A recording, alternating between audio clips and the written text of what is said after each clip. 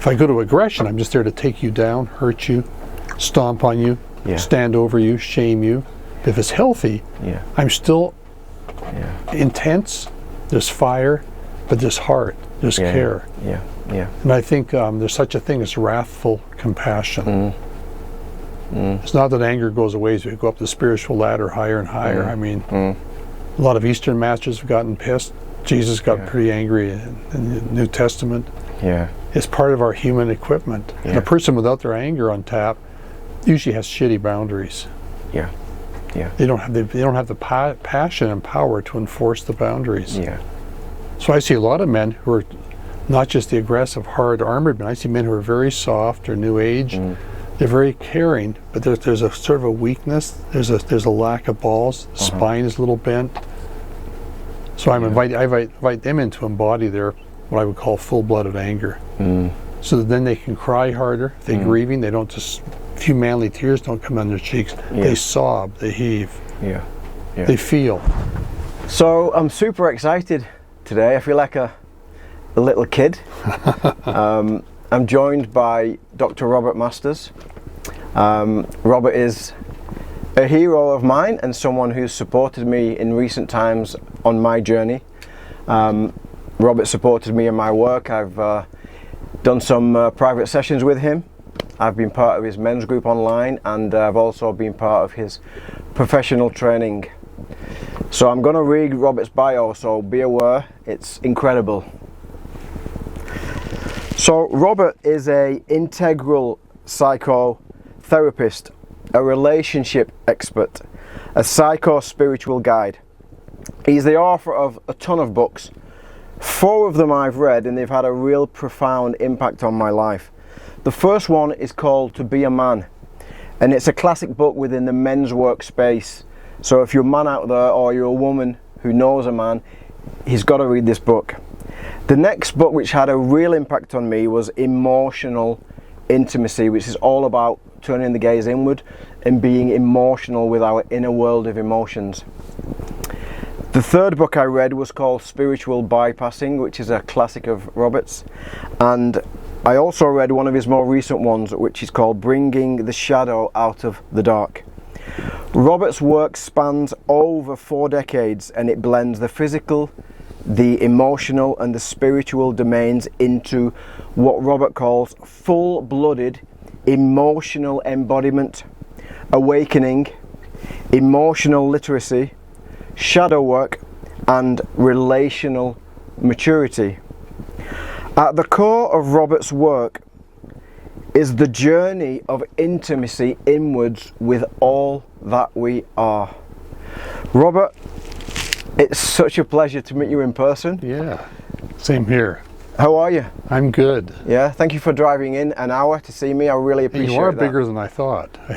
I'm taller than I thought. Than you thought, right? Tall for a rugby player. It's wonderful to have you.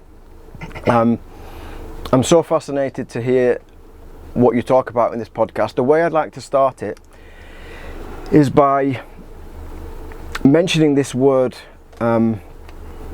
being intimate with all that we are.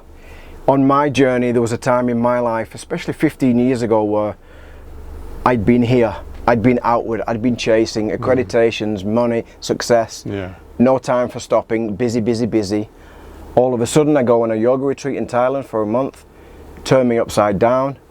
It was amazing, it was dark, but it turned me inwards.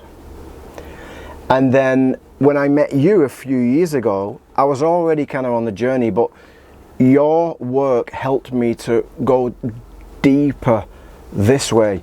And I thank you for that, because in recent months, I've really felt inside of me what it feels like to be embodied and to be intimate with all that I am. But as a men's coach, it's not so easy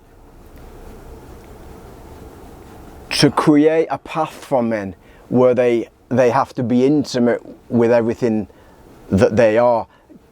Can you talk to that? Can you talk about this word, being intimate with all that you are, the challenges for men, how you guide men inwards?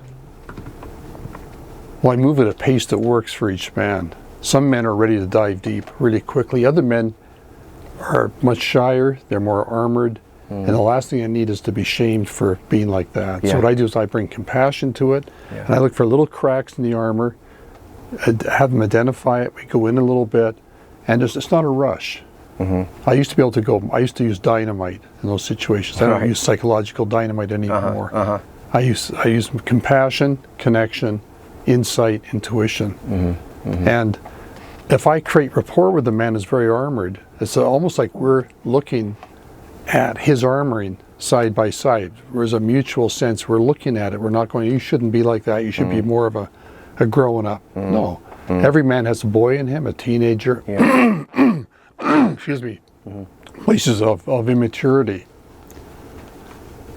Yes, we got water here. Yeah, no worries. Go for it. Okay. Very interesting. But it's a real journey. I mean, a man has to encounter what's young in him, pre-rational, and to feel it, not just think. Inner child, this intellectual construct, has to be an emotional link. That takes some time usually. Also to get in touch with inner critic. Most men allow their inner critic to have free access to the boy in them, and it's just a mess. It's like having a really bad father on your back all the time. So that's part of the groundwork. In intimacy, I don't introduce it right away because intimacy is a profound concept. It's hard to articulate. Many people think it means fusion. You know, you're a new partner. Oh, we're one. And that's codependence in drag. It really is. Intimacy means being relationally very, very close to what you're looking at. Could be another person, a state you're in, whatever. But you keep just enough space from it so you can keep a focus on what's going on. So when I'm teaching people how to work with people the way I do, I'm teaching them in part empathy and also how to have an empathic shield so they can keep just enough space. It's like if you're a parent, your child's really hurt, your heart goes out to them. Of course it does. But you don't get so enmeshed with their feeling state, you lose the ability to do first aid, call 911, do things that are practical. So no matter how intense the work is, how shamanic it is, how incredibly goose flesh making it is, I keep that subtle shield in place. So I'm operating at an optimal level. When men feel that from me, and women, but men especially, there's a sense of safety, knowing that I'm not going to kick them in the balls, so to speak, when they're down, or shame them, be more of a man, grow up, all that stuff.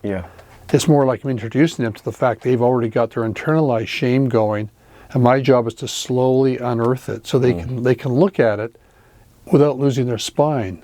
So if you're in a group with me and you've got a lot of shame, I'm going to have you probably face me or other men in the group, expose what you're ashamed about. You may cry, you may break down doing it, but I'll encourage you to keep your spine, so you keep your dignity as a man. You don't crumble into a puddle of guilt on the floor and self-flagellate. And that's just the starters. I mean, when I'm working, it's so intuitive. Like I use a method I call incomplete sentences. So when I say I'm giving you one, I'll say right now I feel.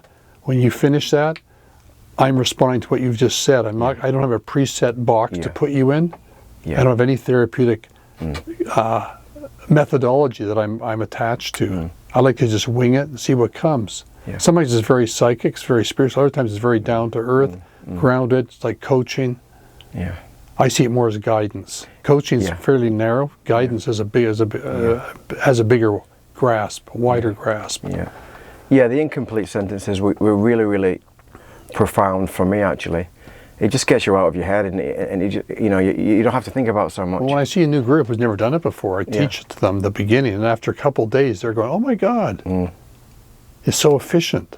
And you can have the client self-reflect in the middle of a process, so it's not just you trying to transmit stuff you read in a book somewhere. You're freshly present with them. That's what keeps me going. I would have retired a long time ago. I've been burned out. I have to feel joy in the work. And I can't if I have a preset program I want people to fit into. So I'm working as a men's coach, and I work one-on-one, and I run retreats, and there's a lot of talk about men doing their work. How do you define that? If I said to you, Robert, I realise I've got to do the work, where'd you take me? deeper, slowly. Yeah. Actually, I'm going to make haste slowly, so to speak. So it's efficient, but it's not. There's no push. It's not too fast. And if you have a lot of anger, and I bring that to the surface, and you're too hesitant to let it cross into full-blooded rage, which maybe it needs to. I used to push people to go over that edge many years ago. Yeah. Now I let them come to it on their own. I think I've become kinder and softer as I've gotten older. My 70s softened me up. Yeah, I'm yeah. still doing heavy weights in my 60s, working like a maniac. Now I hit my 70s, I have to slow down. Yeah, And it shows up in the work, and it makes the work even safer for people. Yeah. You talk a lot about attunement, attuning with the client, and Yeah. can you talk about the importance of that for men who want to do their work? It's very important. If you're working with a man and he can tell you that you don't really like him, you just can't wait for the hour to be over, it's not going to go well. Yeah. So if I have someone who's really shut down, that offends me maybe in some subtle way, I go beyond that, go into my compassion for him, find the places we can connect. Maybe we'll talk about sports, we'll do something that's not even therapeutic looking at all, and suddenly the door opens, or he tells me a dream, then there's a crack, and maybe some tears come. Not because I'm trying to make the tears come, but they come, and then we flow with that. So it's an intuitive process.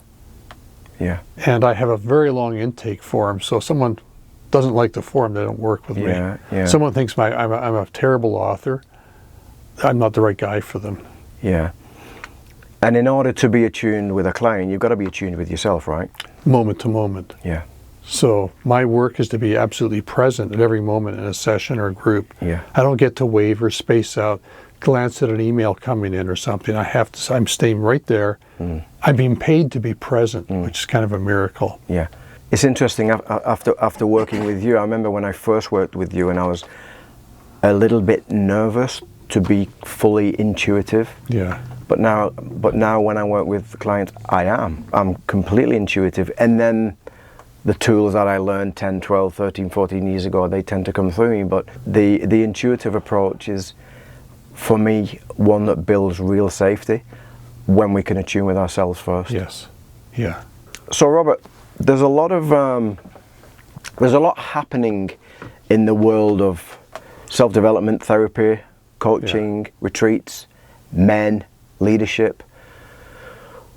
Not every man can work with you. Men have obviously got to look in different areas for work.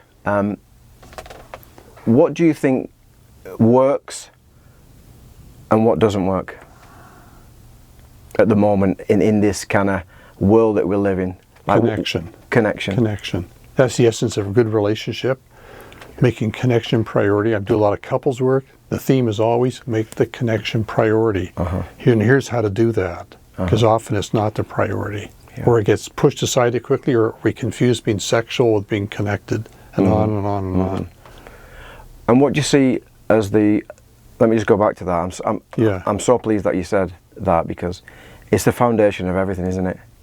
The connection piece. Yeah. Now a man doesn't always consciously have awareness of that, but there's a real unconscious driver that's moving him towards connection, and it's the medicine that the world needs, isn't it? Yeah, and it has to be understood in a very tangible way. It's not just saying the words; it's actually living it, like in a good relationship. Yeah. What do you see as the greatest challenges for men right now? What unacknowledged shame. Shame that's not seen as shame, because many of us men, women too, but men more, when we feel shame, it's such an uncomfortable emotion, we almost instantaneously let it morph into rage, aggression, or withdrawal, emotional numbness. Yeah. In either case, it looks like we're not feeling shame, we're just withdrawn, or we're really angry. Yeah, that's definitely happened to me in relationship. And then if you go in reverse a little bit, you go, it began with shame. Yeah. Something he or she said to me made me feel incompetent, made me feel like I'm a little kid again, reminds me of my father, the bullies I had at school or whatever. Yeah. And once a man recognizes his shame and knows it from the inside, there's a huge freedom. Then he can distinguish healthy shame from unhealthy shame. He can understand how much it's driven him. Like a lot of us men feel shame arise whenever we're incompetent in a certain area. Yeah. building something, sex, everything. And once we see that, it doesn't go away, but our relationship to it changes. That's the whole thing about intimacy. It's not about getting rid of stuff in ourselves that we think shouldn't be there so we can be a more liberated human being. It's more like making connection with everything, especially the stuff you find ugly, unflattering, even disgusting you have inside yourself. Yeah. So if I see a guy with a very dark porn habit, I mean, I know I'm not going to say you shouldn't do that, you're bad. It's more, I'm going to invite you how to outgrow it. Yeah. And how we do that, we have to go into the wounding that first drove you into it in the first place. Yeah.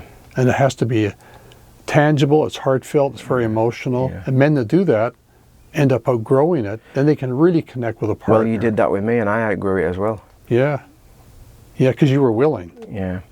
Can you talk a little bit more about that? Because it's obviously unspoken.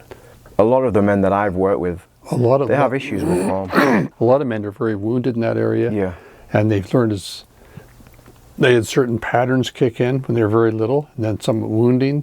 When that gets eroticized, it's as if, it just seems like you just have a sex drive, or you like kinky stuff, or you, whatever it is, and you don't realize the roots of it are in early childhood wounding. Yeah. When you realize that, it's not like you dry up and become celibate. It's more like your sex doesn't depend so much on the link between genitals and visual cortex in the brain, like it's the essence of porn. Yeah. It's more like the heart's involved, the guts, and you're attuned to the partner, male or female, fully the whole time. Yeah. And if you don't come, it doesn't matter because you're already connected. Orgasm ceases to be this goal. Yeah. It's more like, okay, that's a nice side effect. Yeah. It's lovely to have that happen. It doesn't have to happen. But a lot of us, when we hit our teens, we found, erection, masturbation. Yeah. Oh my God, I feel so good so quickly. It takes me away from the bullying, the loneliness, the hurt, the rejection. But then it becomes addictive, and the problem kicks in. Yeah. And then often it follows men at their 20s, 30s. I've had guys in their 70s who were porn addicts. Yeah. It's interesting what you say about sex as well. I was only talking to a taxi driver about this yesterday. When I look back over my life, teens, 20s, 30s, even 40s, I used to think, I've got a high sex drive, I'm horny as fuck. It was nonsense. I was just distracting myself. I didn't want to feel what was on the inside, so I'd ejaculate. Or I'd have sex. And, Or you're fucking away your anger, your anxiety, your loneliness. Well, which is what I did. I fucked away my anger. It's a quick discharge, but it's like pruning a tree. The tree doesn't disappear because you prune it. Yeah. This actually strengthens the habit. Yeah.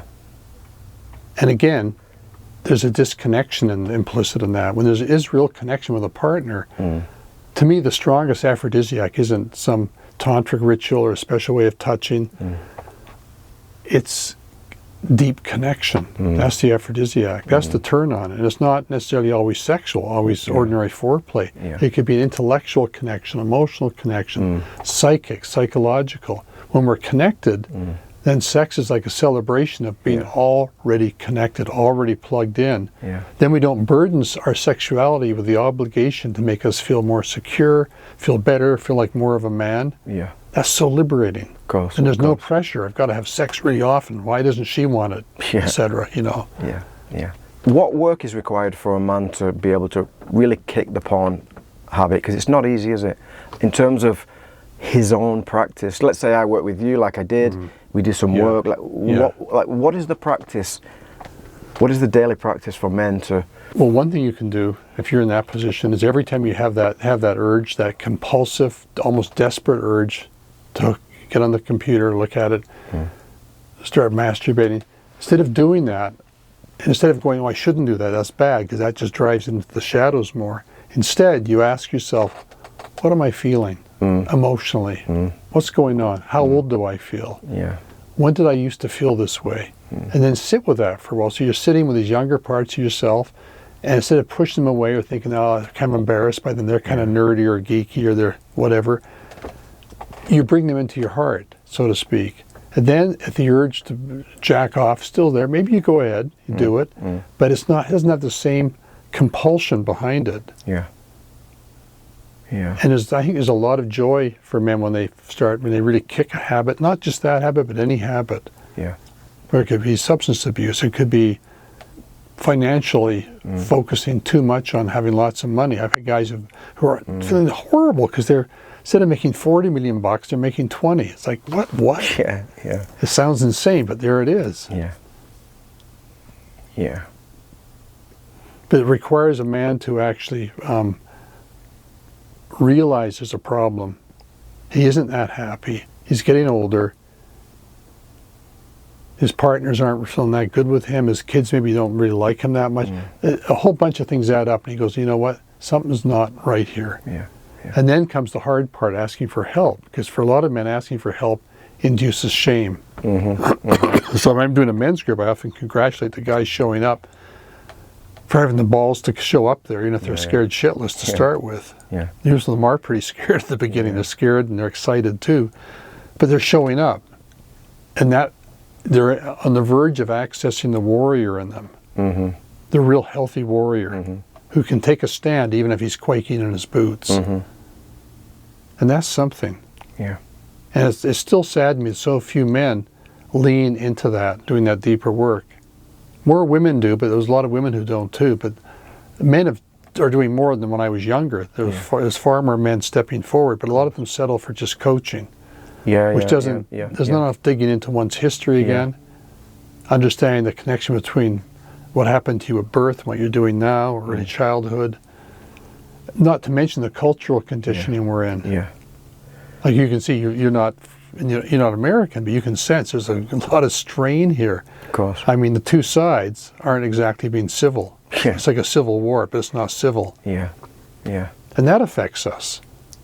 The wars. I mean, every group I do, someone's breaking down because they have an incredibly strong feeling around what's going on in the Middle East, in Ukraine, in Burma,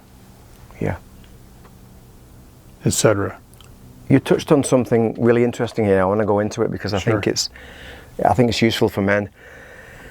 So I'm a trained coach. But I'm also trauma informed. I've worked with you, and I'm actually on the edge of certification as a somatic counsellor because I understand the importance of, and in my career what I've tried to do is do that piece. I've got the yoga mindfulness piece and I've got the coaching piece. But a lot of men are drawn to coaching because what coaching does, it gives them even more future paced structure so they can be more of a control freak. So can you talk a bit more about that? Why it's important? I mean, that helps, does it, from time to time? But why it's important to go the other way, like, and because the other way not falling into the trap. The other way involves more of you. The other way is harder, right? It involves you as an infant, little boy, teen. It involves you psychically. It involves your dreams. It involves so much how you are with women, men. It's more full spectrum. So the way I work is full spectrum. It's less sexy, isn't it? At first. At first, yeah. Yeah, then it is kind of sexy. There's juicy. I use the word juicy more, right? Where's the juice? Yeah, I like that word. I see many people get dried up, especially when they hit their 60s and 70s. They say, well, where's the juice? Yeah, you're older, but where's your excitement? You just want to buy a Winnebago and just live on a golf course the rest of your life? Yeah, the juice is definitely here. It's not here. No, but we think it's out there often, and we look for that. We want a lot of stimulation. Yeah. And the life force is here, it's not here. And such distraction. I go to the gym now, I'm astonished. I've gone to the gym since I was a teenager. Now I go to the gym, almost everyone in there, between sets, has got their head down and looking at the screen, or they're hogging a machine because they're lost in the screen. I hear you. And I'm like an outsider because I go in there, I meditate when I work out. Without it looking like meditation because my eyes are open, I'm moving slowly, breathing consciously. But I see that, and that's distraction. It's huge. So part of our work is to help the people we work with see what distracts you. What are you doing I think about that's the essence. I think that's a big foundation of the work. Huge foundation of the work. See, if I take you in a place where you're really uncomfortable, you're probably going to have a natural urge to distract yourself.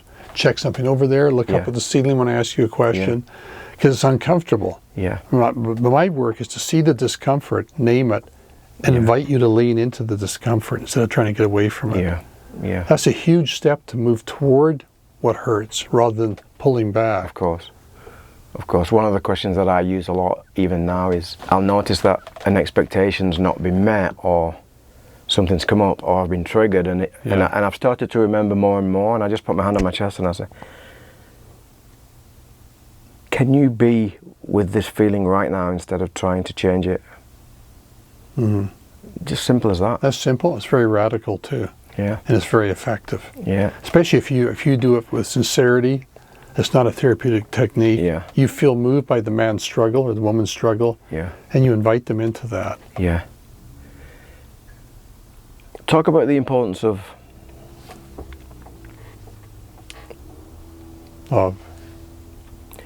love in men's work.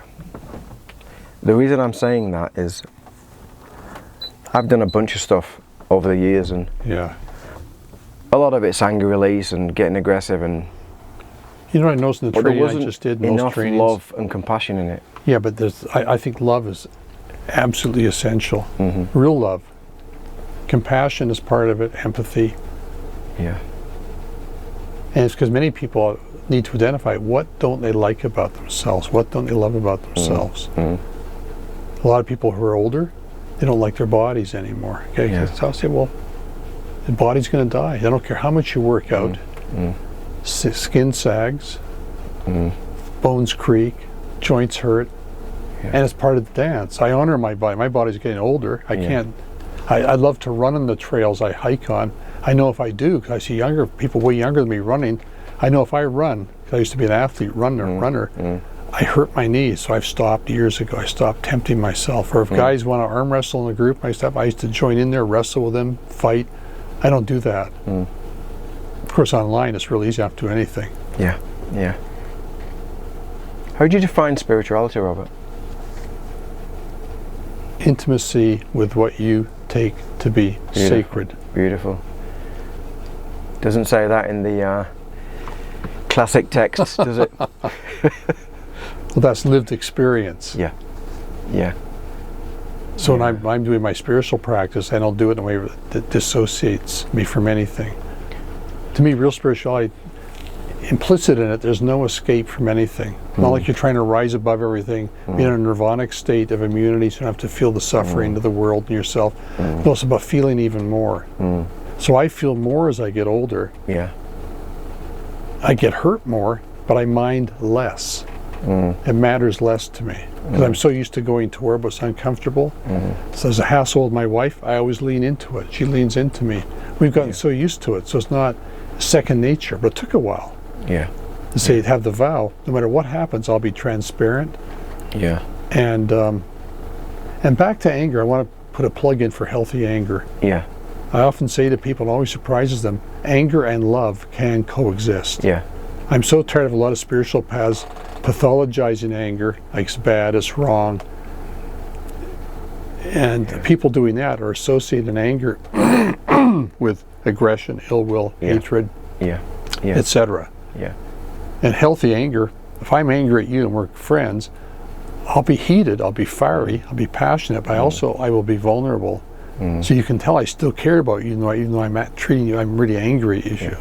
Yeah, yeah. Because we think, well, women are more emotionally literate than men. That's true, but I think men can learn it. I see men learn it just as deeply as women have, emotional literacy. Yeah, yeah. And that's another thing a man needs to learn, is to admit often when he's beginning work about how well he is with his emotions. Does he understand them? Is he literate emotionally? A lot of times, no. Yeah. But if he can turn the corner, get past the shame that says you should be further along in this, he can then start to know himself emotionally. And then there's more rapport in that with women. Yeah, yeah. It's just there. Yeah, I remember reading your books, and then I remember online doing some work with you around anger and the practice of being angry yet staying connected and bringing love into it was quite profound, because I got angry a lot. There's a lot of anger in my family history, and whenever I got angry, especially around women, I'd either go on the attack or I'd say fuck you, and I'd go out of disconnection. Yeah. Obviously she feels unsafe. So by practicing and role playing that actually, and staying connected was quite profound. There's a big difference between unconnected anger and connected anger. In fact, one of the things I do now automatically, if I feel anger, I just do that. Yeah. And I tell my clients to do the same thing. It's profound. You know. It's a good reminder. Yeah. Like, you fucking just hurt me. It changes everything. That. Yeah. Or if you don't have your hand there, it's more like this. Yeah. Or like that. Or like that. Yeah. But see, both are disconnecting. When you pull back, it's an obvious disconnection. But when you go into unconscious reactive anger, it's also disconnected. And men and women who are disconnected with their anger often do damage. Yeah. They can hit someone, they can break furniture, they can scare the hell out of their children. Yeah.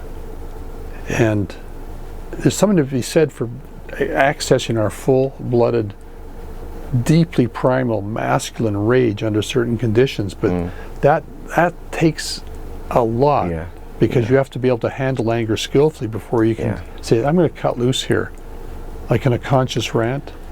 Yeah, and correct me if I'm wrong, but we're not getting rid of it, we're actually bringing it online so we can be intimate with it. Because I've been on men's groups and I hear, get rid of it, get rid of it. We don't want to get rid of it. We want to be intimate with it, right? So I call that emotional masturbation. Okay, my anxiety's gone, anger's gone. No, it isn't. No more than you'll never have enough semen again to have an erection. I mean, it's... I hear you. Yeah. It's another distraction, isn't it? And here's the other thing, catharsis. Yeah. Very popular in some therapeutic circles, but a lot of catharsis is disconnected. People just hyperventilate, maybe take some psychedelics, whatever they're doing, and just bust loose. It feels really good to cut loose like that, kick, scream, but it's just discharge. And they're not really emptying themselves of anything. They're just weakening themselves. And they're checking out from the intimacy with what is happening. Yeah, a healthy catharsis is connected. So if you're crying your guts out, and you're angry too, and because you're remembering something your mother or father did when you're little, and it's really coming back to you, and that anger, that's the anger, disconnected. When you finish that, you're going to feel a different sense of relationship with those people. Yeah. Because you've moved something through your system. Yeah. Yeah. But see, this all implicit in all this is some degree of awakening. Yeah. You can't do really deep psychotherapeutic work without some spiritual practice, some mindfulness training. Yeah. You have to have some. For sure. Can I look back to spirituality, because I want to get your opinion. You know, I'm cool with you looping anywhere. Yeah. Yeah. So, being grounded, grounded spirituality in this world, all its messiness, being intimate with that. I get where you're going with that for sure. Now, on my journey, and I want to ask you, do you think this has to happen for all of us? And did it happen for you? On my journey, I had a number of peak experiences in meditation. My heart was ripped open. Oh my God, I'm connected to God. I remember 15 years ago with my ex-wife saying to her, are we spiritual? And like, we're spiritual, aren't we? And anyway, cut a long story short, 12 years ago, I left my wife because I thought that I could transcend all suffering and live on a cloud and be devoid of pain. Now, thankfully, I'm not there anymore. Yeah. And all my parts feel a lot more integrated. They really do. And I get what you're saying. It's like, it's wonderful to feel that. But my question is, on this journey of spirituality, on this journey of ever deepening awakening, is that a stage that we all have to go through in some way, where we think we can transcend and we live here instead of living here? But that's part of a bigger factor, which is the urge to distract ourselves from our suffering. And then many people have that going at a deep level, are looking for spirituality to make them feel immune to human suffering and pain. I think that's what I did. And what you're really doing, you're numbing yourself, and you're putting spiritual robes on and acting like this is it's not transcendence, that's dissociation with spiritual robes on. Yeah. But it's natural to have that urge to get away. The real turning point for us, male or females, when we start shift from pulling away from the unpleasant to we lean into it. I've just mentioned that I had spiritual experience, and I was up in a cloud and lots of peak experiences, and thought I was on the way to enlightenment, and left my wife because I thought that was an obstacle to my spiritual evolution. And and then now I'm more grounded. So the question was, that quest for transcendence of suffering, is that a stage in our evolution?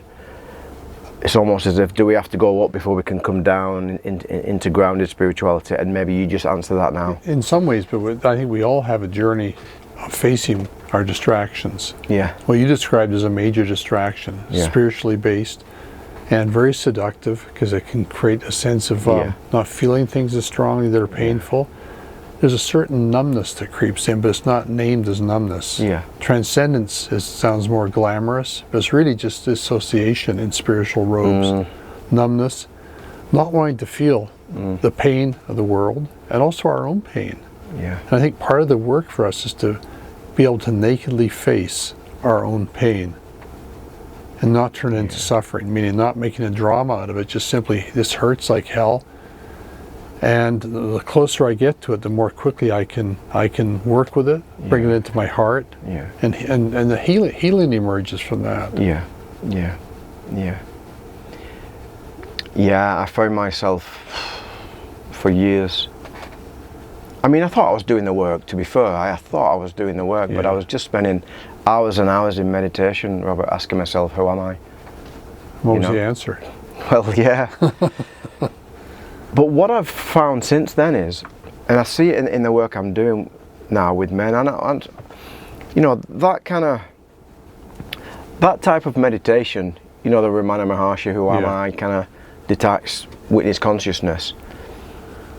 I'd love to get your view on this. I actually feel that combined with real, authentic, deep shadow work, it's actually fine.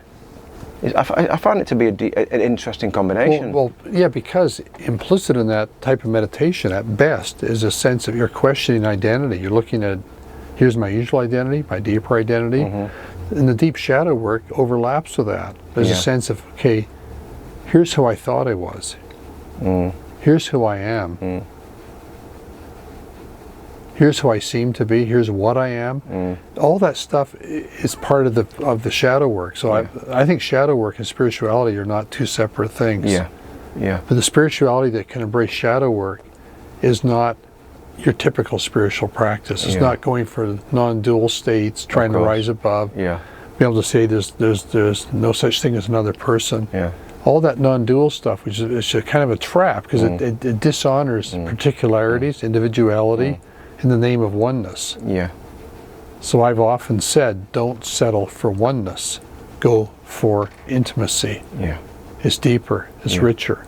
There is oneness. Of course, we're all one in a way. But how are we different? What's different? And relationships part of that. Of course. Like feeling the difference between you and a partner. No matter how close you are to her, there's still, she's not you. And if you try and be as one, then codependence creeps in, etc. I actually left my ex-wife because I believed, because I'd spent time in a tantric community, I believed that having a wife and children would be an obstacle on the path. Man, and now we're here talking about the juice and the importance of having a relationship to. You know what? To me, it's all the path. Including the shitty stuff, the stubbed toe, the ending of a relationship, body getting older. It's all. We're here to be awakened by all of it. My prayer there is, may I be awakened by all things. Until there's only God. Then paradoxically, when it's all God, somehow I'm still here as an individual too. It's that paradox. And I think that non-escapist spirituality is such an important thing. Like every time I do a group or training, especially training, I always bring in the spiritual dimension. And if someone's going for it in their work, I like to go in there with them. Yeah. Take it further. Yeah. See what's in there. Yeah. What darknesses are there that aren't being faced. I want to talk about that because it's pretty big. You know, Yeah. I often hear from clients, other men, you know, she did this and she did that, she never does that, she never acknowledges me, she never tells me how good I am, she should love me, I'm her husband, she should have sex with me, and it's so codependent. Yeah, so immature. It's so codependent. Yeah. And I've also been needy in relationships. About 5.5 months ago, my current relationship ended. It was sad, but it's took me on a journey inwards. You've done some work with me and my friend Pat. We've created a container called the Sacred Pause. We realise that we can be needy in relationship. We want to deepen intimacy with our own inner being before we go into our next relationship. So there's a few rules until January the 1st. No dates, no porn, no obvious flirting, no getting hits on social media. And the practice is one of really kind of being intimate with us, being intimate with this, being intimate with everything that I am, taking myself on dates, doing kind things for myself, you know, self-touch. Yeah. And we're on day 82 now, and I can honestly say that it's been fucking hard. But the last 20 days, the feelings and the chemicals that are running through my body are the same as when I've fallen in love with a girl in the past, and I don't have a girlfriend. So I'm thankful, and I'm hoping that because I feel incredibly intimate with all that I am and all that I experience right now, that in my next relationship it will be a choice. It won't be a codependent need. Yes. Talk to me about that. You'll want to be with someone who honors what you're doing and that honors it in herself. So you both are growing as individuals. You support each other in that. Yet you're also generating a powerful we space, a powerful field of intimacy. Yeah. And that creates safety for you to show up on all your colors, everything that makes you up, all that constitutes you and her. Yeah. That's what real intimacy can do. Yeah. But it's not codependent, it's not co-independent, Yeah. you know, where there's too much autonomy. It's more being centered. Yeah. It's deeper. Yeah. It's richer. Yeah. And it may sound good on paper, but as you know, this is heavy duty labor to get the foundation laid for this. Of course. Not so many people romanticize having this, twin flames, soulmates, but they haven't done the work. Yeah. Yeah. You do the work, you come up against all your resistance to going deeper, being that naked. Yeah. That's a big thing. Yeah. Also, I like it when I think I've heard you say things before like radical self-love. I hear a lot of men and women, but men, I realise I've got to love myself. I realise I need to love myself. So they book a steam, they book a sauna, they book a massage, that's not self-love. Self-love is radical intimacy with everything that we are, right? But if you say I love myself, who's doing the loving? You know? And who is getting the love? I mean, it speaks of a bunch of different parts or selves that together make up the sense of I. Yeah. So there's an awakening implicit needed in there. It's really needed. So Robert, I hope you don't mind me if I ask you a question about your own relationship, because I know you speak about your wife all the time and it's beautiful to witness. Compared to previous relationships in your 77 years on the planet, how do you know that this is less codependent and more... Well, there were signs right at the beginning. One was extreme ease from the very beginning. Nothing romantic. She was a singer-songwriter in California. I was living in Vancouver, British Columbia. She wrote me. She discovered my poetry online. Said she knew the words, the music for it. She wanted my permission to set it to music. I said, yeah, sure, but I want to talk to you first. So we had our first conversation, which was remarkable. It wasn't fireworks, it was just this ease. So you didn't put each other up on pedestals? No, it's comfort. And a short time later she said, you know, I saw your books and stuff. I wasn't impressed. Wasn't impressed by that. But I really like your poetry. And I thought, this feels so good. Yeah. because I'd had that before in relationships, right? And I'd sought it in some ways, made me feel better. I had too much power. And this one, we shared it equally. Yeah, yeah. And she was more out of touch with her anger than me at the time. So, but she quickly got in touch with hers, and we were able to challenge each other early on. And we deepened and deepened and deepened. And there was an implicit safety in what we did. Deep love, and the aphrodisiac, as I mentioned earlier, was connection. Yeah. Deep, deep, deep connection. It's deeper now than it ever was, even as we go into our final chapter. Yeah, yeah. Wonderful. So I'd had a long history before that, trying all kinds of experiments, doing stuff with different relationships. I'd done it. I was kind of, I feel like been there, done that. Yeah, yeah. I've done enough. And I, like you in your transition right here, I was enjoying just being, it's just me. It's me, taking care of me. Yeah. And then she comes along, wasn't looking for a relationship, and there it was. It was not interesting not to feel like any desperation at all to be in a relationship. Yeah. Zero. And then she showed up. Beautiful. In a similar state to me, and she was a peer. That was so important. Yeah, yeah, yeah. Wonderful. Yeah. Wonderful. Suffering. You're 77 now. Yeah. You know, you've been through ups and downs in your life, and I know you've done a lot of inner work on yourself. The result of all this inner work, do you suffer less? Yeah. Okay. Yeah. Can you talk about suffering and pain, the difference? Yeah. I think suffering keeps pain in the dark, or doesn't heal. Suffering is a exaggerated dramatization of pain, featuring an I, a sense of self, this hurting, and it can be quite enveloping, quite consuming. I think the real work is to convert our suffering back into the pain that it was originally.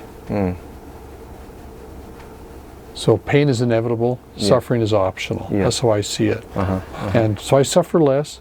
I probably have more pain in many ways, but I don't mind like I once did. I don't have an urge to get rid of it.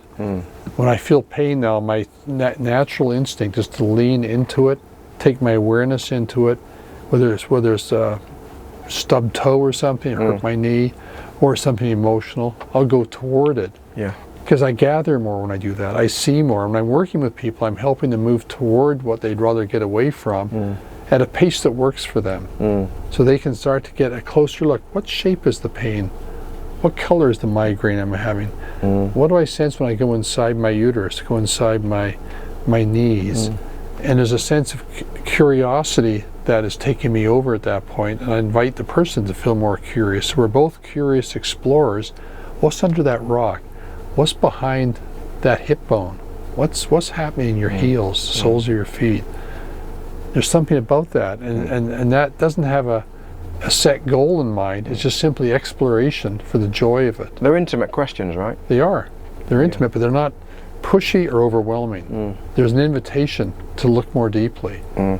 And eventually that person, if they stick with the work long enough, like you have, it becomes natural. Yeah. You don't have to force yourself to look. You wake up and go, okay, I feel a little bad this morning. What's that? And then you look at it. You don't just go, oh, I'm bad. I'll give me a cup of coffee. I'll be fine. No, what is it?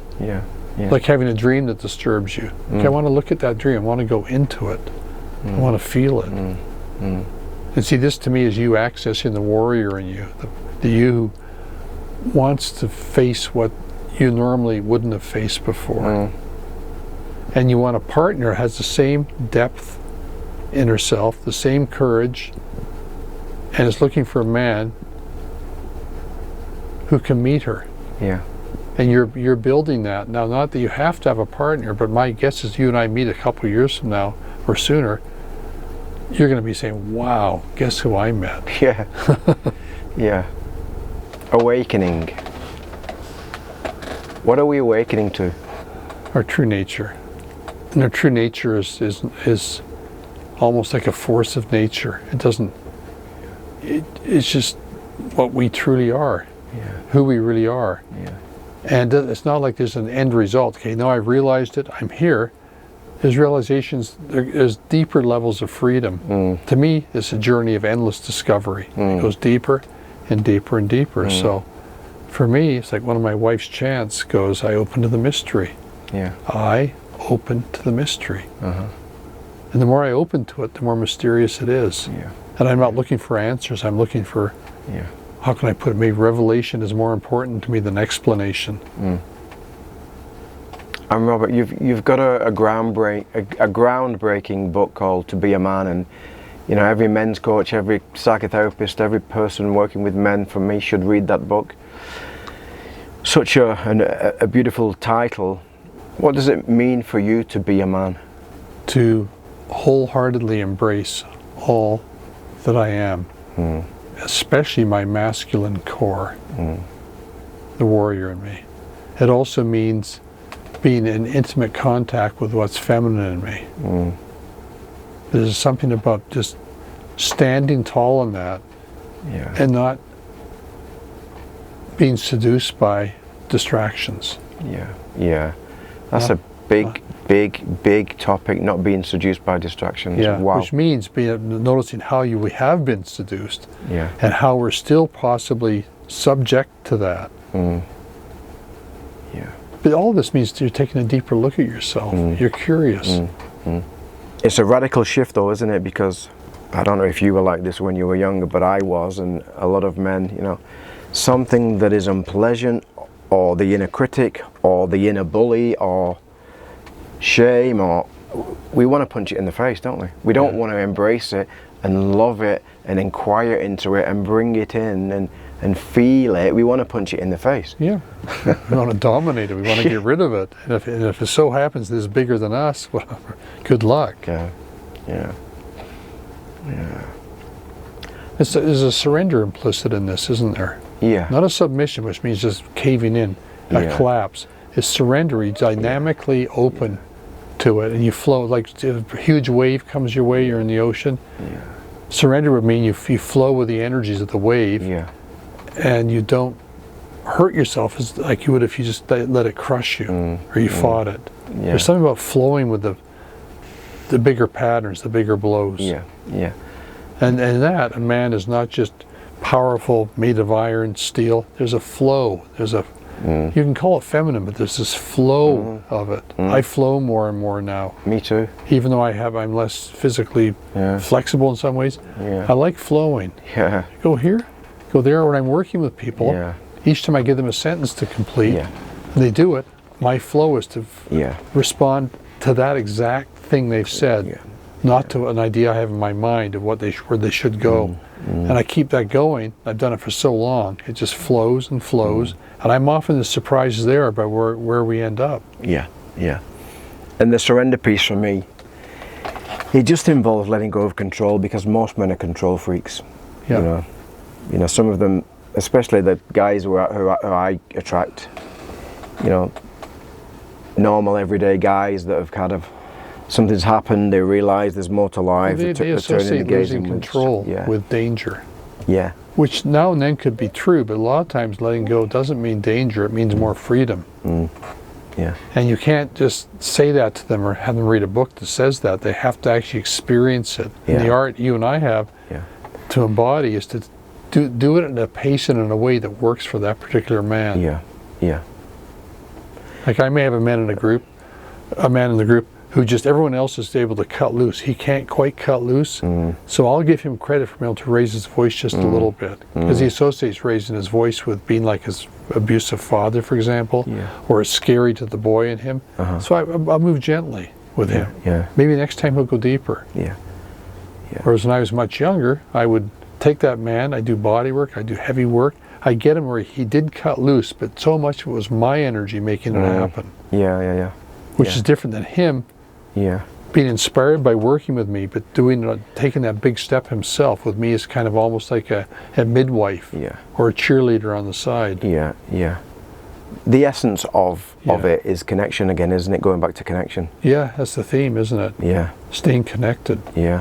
Just talk a little bit about shadow, just for the audience, just to simplify the concept of the shadow, because you know, it's It's not sexy, even though we know it can be juicy at its core. I see it as kind of a container for everything we've disowned or rejected in ourselves or out of touch with ourselves. And that especially includes our unresolved conditioning, our unfaced conditioning, which is a big thing.